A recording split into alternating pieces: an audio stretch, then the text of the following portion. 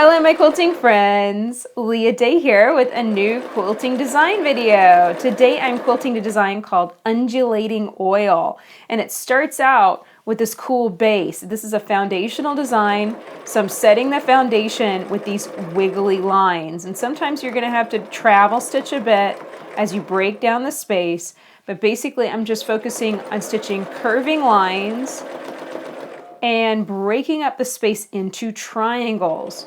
So as I quilt across, I'm making sure that I'm working basically from point to a side, and then anytime I end up with more than 3 points on a shape, then I'm going to stitch across it again to break it up and make triangles. Okay, so that's the first part of the design.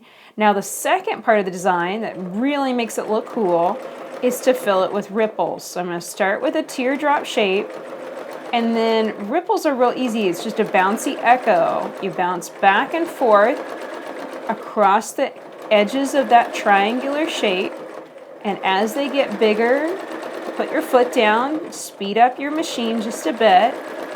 And that way you can form these and your stitches are going to stay nice and consistent. As you reach the corners, you're going to just have to kind of fill in those weird areas. I just kind of run up with a short little arch shape back and forth, and that looks really nice and consistent. So there we go. That is one of my undulating oil shapes, and now I'm going to start one working in this direction. That's a cool thing, is that you can really change up the directions and make this look really almost psychedelic. I really think it's going to look cool once it's all filled in. So this was inspired by trapped ripples.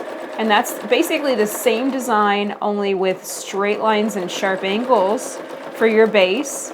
And as you can see, that has a really cool effect too. So if you like the texture of trapped ripples better, definitely give that one a try as well. So as you can see, as you finish up a shape, there's just a little bit of careful stitching here, a little bit of travel stitching to get both sides filled in.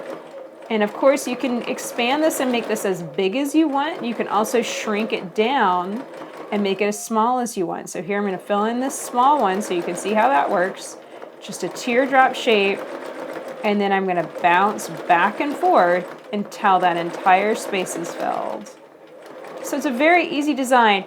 As far as breaking down, your initial foundational base, you just want to kind of look at your quilt and figure out how you want to cover it with those curvy lines. It's a very, very simple base, and as you can see, filling it in really makes it look cool. So that's it for this video. If you have any questions about quilting this design, please ask in the comments below. I really want to help you learn more about free motion quilting on your home machine. If you enjoyed this video, please share it with your friends and subscribe to our channel on YouTube so you don't miss the next video coming out soon. Until next time, let's go quilt!